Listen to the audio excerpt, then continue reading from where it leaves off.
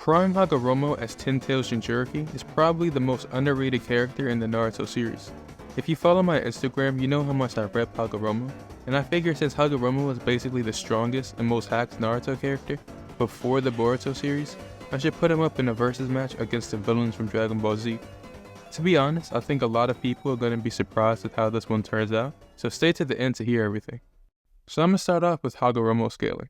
In his prime as Ten-Tails Jinchuriki, he would be way stronger than his previous base form before he became a Jinchuriki. A lot of people think base Hagoromo is weak, but he should actually be relative to past Kaguya, which is one of her stronger forms. I made an entire video about past Kaguya being stronger than War Arc Kaguya, so definitely go check that out if you need the evidence. Anyways, it's stated in the databook that Kaguya needed to fuse with the Divine Tree in order to have enough power to fight both Hagoromo and Hamura. This means Hagoromo at minimum is half as strong as past Kaguya, since she thought Hagoromo and Hamura together were stronger than her and she needed more power to challenge them. Base Hagoromo scaling to the past version of Kaguya would definitely scale him to her War Arc counterpart. In the War Arc, Kaguya is shown to be able to summon multiple dimensions, which involves moving them from one place to another. Black Zetsu also confirms Kaguya is changing the time-space itself, so she's definitely moving it. We know from when Naruto was training to summon Gamabunta that you need to have chakra relative to what you're trying to summon.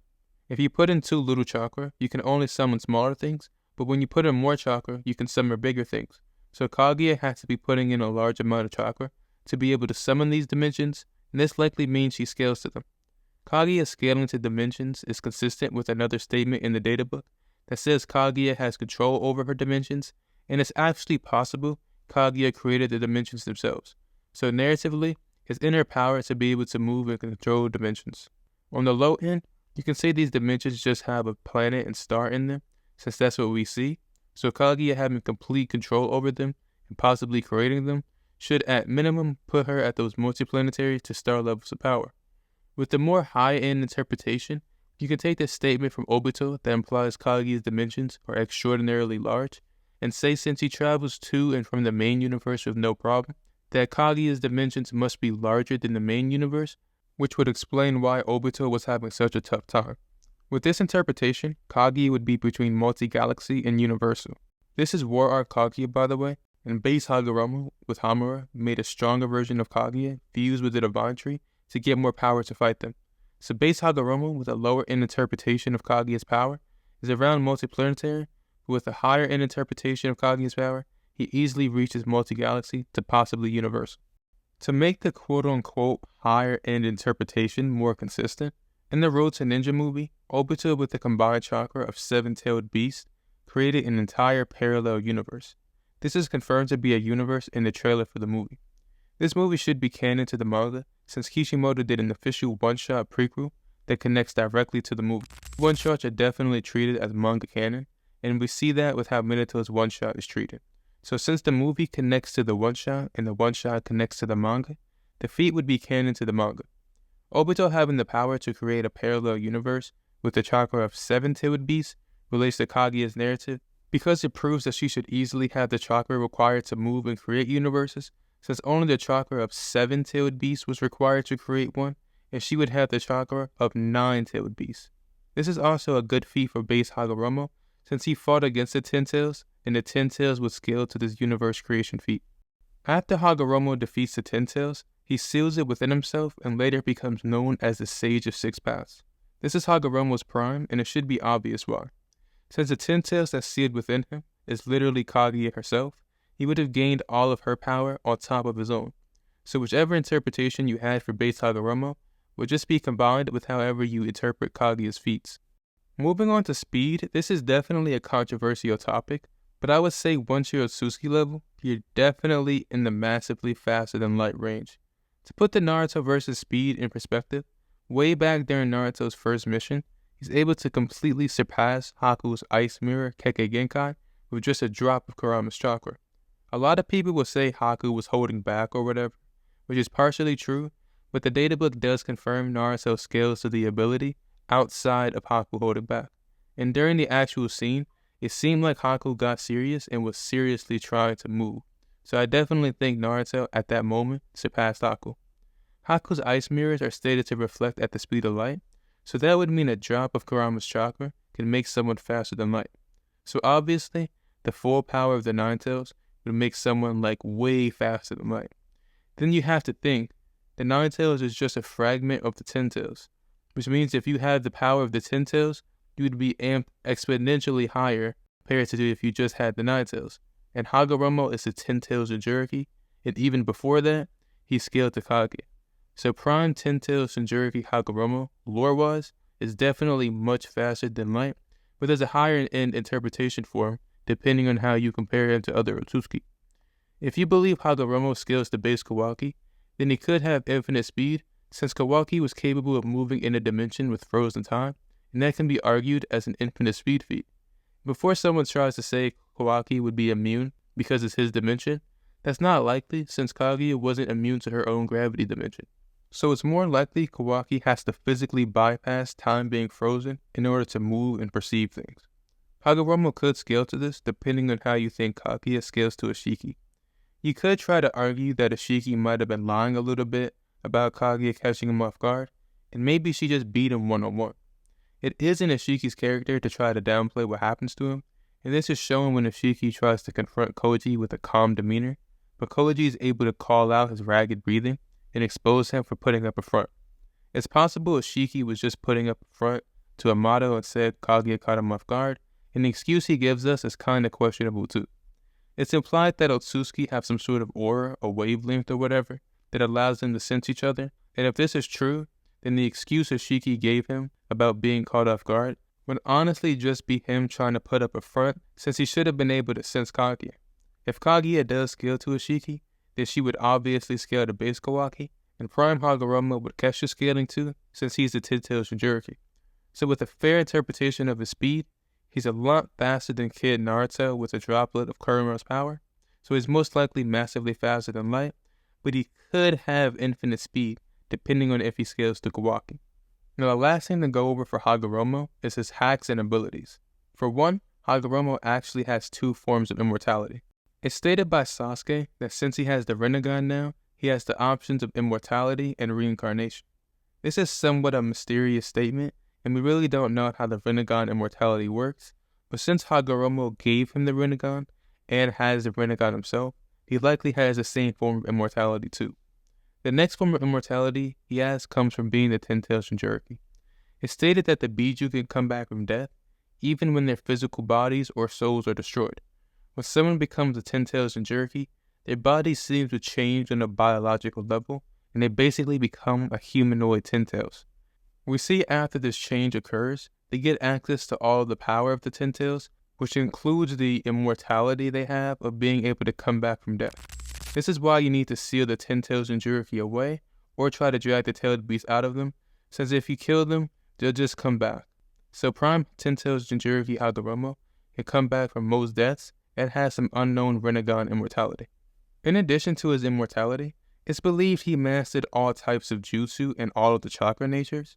With his Rinnegan, he has access to each jutsu Pain used during his invasion, which includes being able to absorb chakra and steal souls.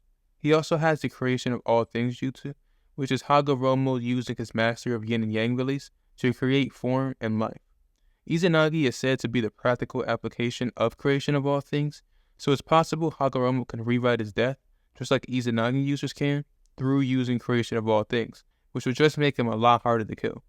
Hagoromo also has his 6 paths treasure tools, which are each broken in their own way, and I'm definitely going to bring some of them up when we're discussing the DBZ villains. The last thing I want to talk about for Hagoromo is his potential immunity to attacks. It's directly stated that Ten Tails Jinchurikis are immune to ninjutsu and can just outright nullify it. Ninjutsu is used via your chakra, and chakra is composed of spiritual and physical energy. In Dragon Ball, your body and spirit are just as important when it comes to utilizing your power, so if you think chakra and ki are similar enough, Hagoromo might just be immune to ki attacks and would just have to force the DBZ villains to use hand-to-hand combat.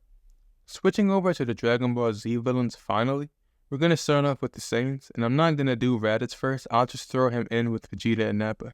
The lore of the Saiyans boils down to them being planetary threats while they are in their Great Ape forms.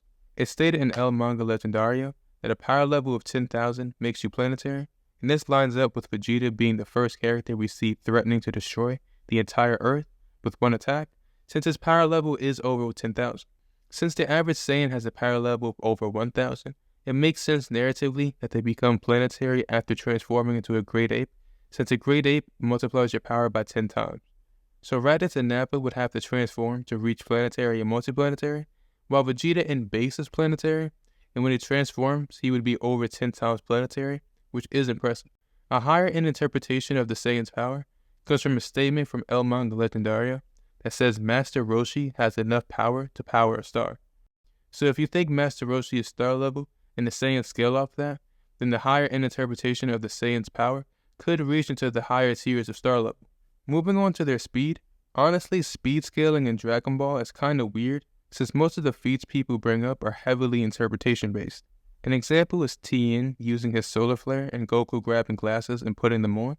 Some people scale this to light speed and say he grabbed the glasses before the light even hit him, but you could just as easily say Goku covered his eyes and just grabbed the glasses and put them on. Like there's nothing explicitly stated for this feat, and honestly, most quote-unquote light speed feats people bring up are just like this one. For me personally, I use this statement that we get from the Dragon Ball Z anime. He dodged it. He's faster than the speed of light. To say that Raditz is faster than light, and that's where I start scaling Dragon Ball characters to being light speed. So Raditz would be a bit above light speed, while Nappa and Vegeta would be multiple times the speed of light. So for the Saiyans, we have their power as being these planetary to multiplanetary threats while they're transformed, and they would have faster than light combat speed. The higher end interpretation of their power could be into the star ranges of power if you really think Master Roshi scales to star level. Comparing this to Prime Hagoromo's lowball interpretation of being multiplanetary to star level for scaling above Kage who controlled time spaces, and it should be clear Hagoromo is stronger. He also has a huge speed advantage, since the Saiyans are at best dozens of times the speed of light, but Hagoromo would be way beyond that. Hagoromo's hacks wouldn't even be needed for this fight, to be honest, and they really wouldn't have anything they could do to permanently stop him. So Hagoromo would easily pass the Saiyans on the Gauntlet. Moving on to the next villain, we have Frieza. Now Frieza is much more casually a planet buster, and even destroyed Planet Vegeta while just in his base form alone. Since Planet Vegeta has 10 times the mass of Earth, there's been some calculations that put the feat at dwarf star level, and when you factor in the fact that base Frieza has a power level of 530,000, and in his final form he has a power level of 120 million, he would have gotten over 226 times stronger, which would easily put him at star level while he's in his final form. This is a good place for Frieza to be, however it is based on a fan calculation, and some people don't like fan calcs, since it is at the end of the day unofficial. So you could just use the statement from El Manga Legendario about having a power level of over 10,000 making you planetary, and just divide Frieza's power level of 120 million by 10,000, and say Frieza is 12,000 times planetary. So for Frieza scaling, you can either say he's 1,000 times planetary, or star level, depending on your view of fan calcs. But for its higher end interpretation, it's a lot crazier. There is a statement that says Frieza is a threat to the universe. This statement has been debated about for a while though, since when you factor in the fact that there's no time frame given or even implied, you can't really draw any conclusions from it, at least in a debate type of conversation. But since the statement does exist, it would just be a very high-end interpretation of Frieza's power. Frieza's speed is where Dragon Ball villains start potentially having an advantage. Since we already established that Raditz is at least light speed, we can scale Frieza from that. Raditz only had a power level of 1500, and since Frieza has a power level of over 120 million, he's realistically over 80,000 times the speed of light. So when we're comparing Frieza and Prime Hagoromo, a low-balled Hagoromo could damage Frieza, but would have a hard time hitting him if Frieza's utilizing his full speed. If we use Hagoromo's regular universal scaling, he's one-shotting Frieza if he's able to touch him, and Frieza couldn't do any damage. We also can't forget that Hagoromo possibly has infinite speed for scaling to being able to move in a dimension with frozen time, so he might just blitz anyways. Hagoromo could also potentially use a Rinnegan Genjutsu on Frieza, just like Sasuke did to the Biju. This would keep Frieza still long enough for Hagoromo to be able to get some attacks in. Frieza also has no way of dealing with Hagoromo's immortality, and let's not forget the crazy regen Hagoromo would have as 10 Tails Jinchuriki. So even if we say Frieza starts out with a speed advantage, Over time, he would just get weaker and slower, and Hagoromo, with his power and near infinite chakra, would eventually just catch him and beat him. Hagoromo passes Frieza on the Gauntlet 9 out of 10 times. Now moving on to Cell. Cell scaling is a lot more straightforward since we have a direct statement that says he can destroy a solar system with his full power Kamehameha. Considering the fact that Cell is on Earth, he is going to destroy the entire solar system from there instead of from the sun or from some area outside of the solar system, it has been calculated that it would require more than just baseline solar system level energy to be able to completely destroy the solar system. So while Cell is potentially multi-solar system level with his Kamehameha, his regular attacks would just be vaguely less powerful than that. This line of scaling for Cell is consistent with Frieza being star level at full power, but like Frieza, there's also a higher end interpretation of Cell's power. Cell is also referred to as a threat to the entire universe, and in the anime, they talk about the universe being destroyed a lot. This, however, is refuted in the same way Frieza's universal arguments are. There's basically no time frame given in the manga for Cell to destroy this universe, and since he makes such a big deal about destroying the solar system, it kinda doesn't really make sense for him to just be a casual universe buster. But since the statements do exist, we would just say it's a highball of his power. For Cell's speed, he would just be exponentially faster than Frieza, and we already put Frieza at least 80,000 times the speed of light. There's no new speed feats in the Cell saga to go over, but it should be noted that Cell considers himself slower than instantaneous movement, so Cell should definitely be below infinite speed. Now comparing Cell and Hagoromo is interesting. If you believe Hagoromo caps at the low ball we gave him of being at max star level while maybe being thousands times the speed of light, then Cell is going to be throwing Hagoromo around. Cell also has good regeneration, so even if he's caught off guard by something like a Truth Seeker orb, he should be able to recover. If we're saying Cell is in character unless Hagoromo tried to attack him, then maybe Hagoromo's treasure tools can come into play. One of Hagoromo's treasure tools is called the Amber Purification Jar, and if Hagoromo calls Cell's name and he responds, he would get sealed in the jar.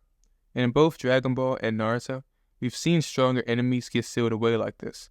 An example is King Piccolo getting sealed away by people weaker than him, and obviously in Naruto, the tailed beasts are always getting sealed away.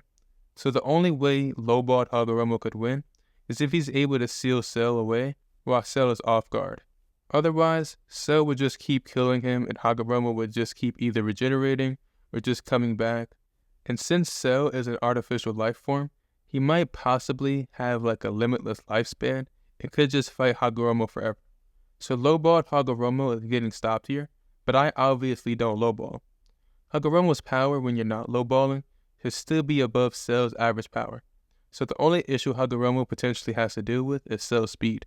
Since Hagoromo could just regenerate from any minor damage he takes from Cell catching him off guard, like I said with Frieza, Hagoromo could just try to genjutsu Cell to get him to stay still so he could attack, but it is kind of questionable how Cell would be affected by genjutsu since he was created in a lab and not naturally. Still, even with Cell's speed advantage, Hagoromo just has a lot more going for him, and I feel like during the fight, he would be able to hit Cell with a few attacks that would literally kill him. I'd say for this one, Hagoromo passes 7 out of 10 times, but the next one is going to be tough for him. For the last villain, we have Kidbu. I'm using Kidbu since I think he's the strongest Buu, and that's literally stated in the manga, but Buuhan fans will tell you differently. Anyways, Kidbu's scaling is pretty crazy. Kidbu would be a lot stronger than Fat Buu, who was stated in El Manga Legendario to have the power to destroy the universe. This statement is a lot more believable since it's not just some random vague statement, it comes from an official source. Plus, since like I said, Kidbu is the strongest Buu, so he should scale to Buuhan's anime feat of threatening to destroy the entire universe in just a few moments. If you don't want to factor in an anime-only feat, there is a statement from Goku that implied if they lose to Kidbu, then right afterwards Kidbu would just destroy everything. So that gives us a time frame of him doing it quickly, and Kidbu would just scale to that. So it's just narratively consistent that Kidbu should be at minimum universal, and this would be a problem for Hagoromo. Hagoromo would also have to deal with Kidbu's crazy hacks and magic. Kidbu has the ability to instantly copy your techniques, which might give Hagoromo a lot of trouble if he's just giving Kidbu crazy jutsu to use. We also know Kidbu has godly regeneration and stamina, and can come back from almost everything that doesn't completely erase him. Kidbu also has a way to permanently defeat Hagoromo too, if he decides to just absorb him. Absorptions are shown to work on people stronger than you, just like how we saw Buu with only Piccolo's power absorb Gohan, who should be way stronger than him. Buu's hacks definitely pose a challenge to Hagoromo, and there's not much he could do. In this fight, since Hagoromo doesn't have a blatant power advantage and likely has a speed disadvantage, his best bet would be to try to seal Buu away with one of his tools.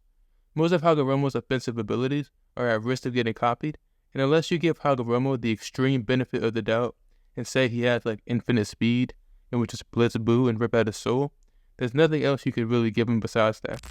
But for Buu, he could just absorb Hagoromo or literally turn him into chocolate. Like, I think Kidbu has that ability, and we just don't know how Hagoromo would react to this.